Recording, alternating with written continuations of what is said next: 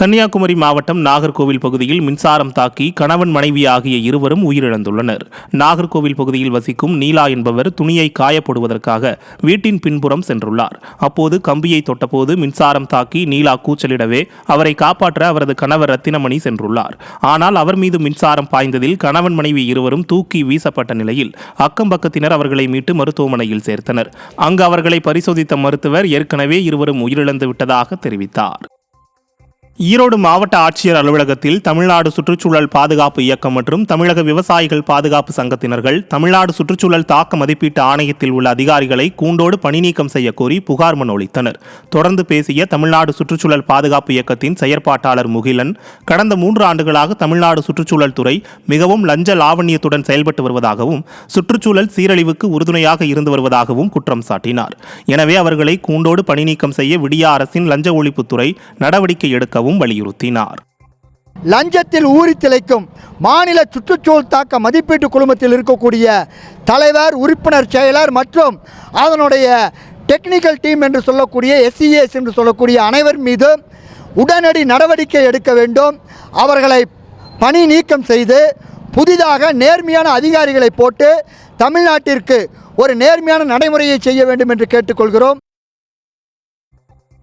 சிவகங்கை மாவட்டம் திருப்பத்தூர் அருகே நடைபெற்ற மாட்டு வண்டி பந்தயத்தில் சாலை தடுப்பில் மோதி மாட்டு வண்டி கவிழ்ந்ததில் வண்டி ஓட்டுநர் காயமடைந்தார். கோவில் திருவிழாவையொட்டி நடைபெற்ற போட்டியில் வெற்றி பெற்ற மாடுகளின் உரிமையாளர்களுக்கும் அதை ஓட்டி வந்த சாரதிகளுக்கும் ரொக்கம் மற்றும் கோப்பைகள் பரிசுகளாக வழங்கப்பட்டன. மாட்டு வண்டி ஓட்டி வரும்பொழுது எதிர்பாராத விதமாக சாலை பிரிவு தடுப்பு மீது மோதி விபத்து ஏற்பட்டதில் சாரதி ஒருவர் காயமடைந்தார்.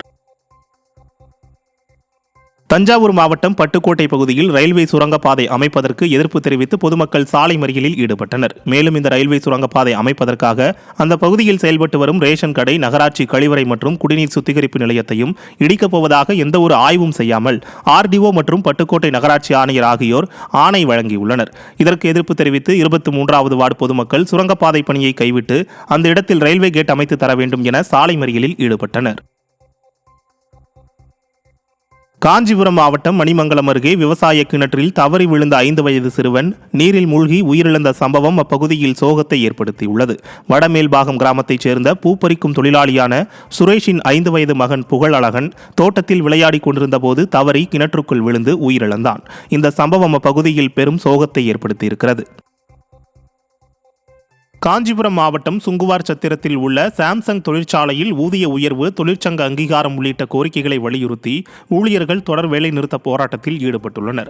சாம்சங் தொழிற்சாலையில் AC, வாஷிங் மிஷின், TV, குளிர்சாதன பெட்டி உள்ளிட்டவைகள் தயாரிக்கும் பணியில் 1500க்கும் மேற்பட்ட தொழிலாளர்கள் பணி செய்து வருகின்றனர்.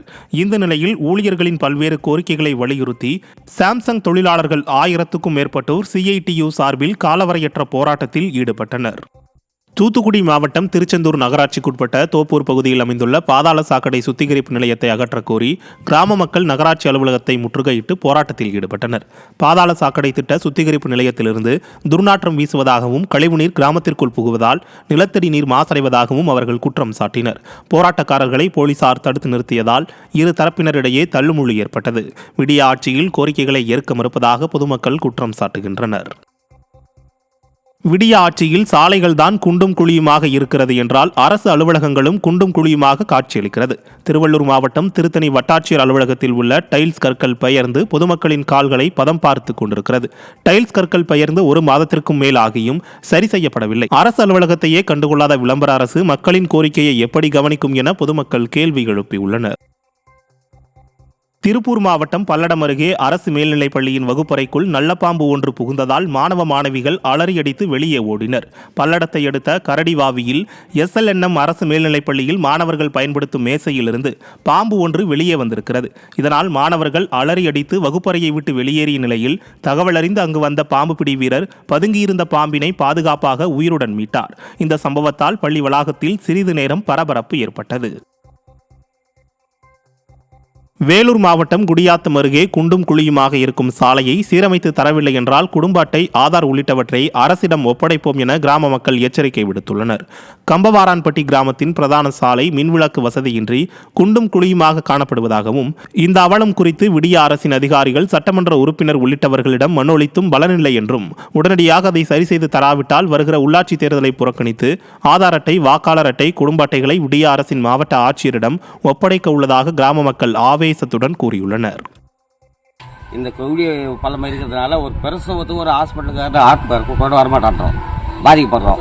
ஒரு டூ வீலரில் நாங்கள் இங்கேருந்து 1.5 கிலோமீட்டர் செம்பேட்டுக்கு போனால் தான் பஸ்ஸில் உள்ளே போவோம். ஒரு 1.5 கிலோமீட்டர் போனால் தான் பஸ்ஸு. டூ வீலரில் கேட்டால் சைக்கிளையாக கூட்டின்னு போயிட்டு அவங்கள உள்ளாப்பிட்டனாலும் போக முடியல. ஒரு சைக்கிளில் மிஸ்ஸிட்டு போக முடியல. இருட்டில் சாலை வசதி இல்லை, பாம்பு நடமாட்டம் அடித்து மலையடியில். சாலை வசதியாக மின்விளக்கு வசதி செய்து பல முறை கோரிக்கை வச்சோம். இதுவரை யாருமே கோரிக்கை நிறைவேற்றலை. கன்னியாகுமரி மாவட்டம் நாகர்கோவில் சுற்றுவட்டார பகுதிகளில் கனமழை பெய்தது. நாகர்கோவில் அடுத்த இரச்சகுளம், ஈச்சாத்திமங்கலம், துவரங்காடு உள்ளிட்ட பகுதிகளில் திடீரென மேகங்கள் சூழ்ந்து சுமார் 1 மணி நேரம் கனமழை பெய்தது. கடந்த ஒரு வாரமாக வெயில் வாட்டிய நிலையில் கனமழை பெய்து குளிர்ச்சியான காலநிலை நிலவுவதால் பொதுமக்கள் மகிழ்ச்சி அடைந்துள்ளனர். சிவகங்கை மாவட்ட ஆட்சியர் அலுவலகம் எதிரே தமிழ்நாடு விவசாயிகள் சங்கம் சார்பில் விவசாயிகள் கண்டன ஆர்ப்பாட்டத்தில் ஈடுபட்டனர். வேளாண் துறையில் மானாவாரி பயிர் சாகுபடிக்கான தனித்துறை அமைத்திட வேண்டும் என்றும், அரசே இந்த தானியங்களை கொள்முதல் செய்ய வேண்டும், பொது விநியோக அங்காடிகளில் ஊட்டச்சத்து மிகுந்த இந்த தானியங்களை விற்பனை செய்ய வேண்டும் என்பன உள்ளிட்ட கோரிக்கைகளை வலியுறுத்தி இந்த கண்டன ஆர்ப்பாட்டம் நடைபெற்றது.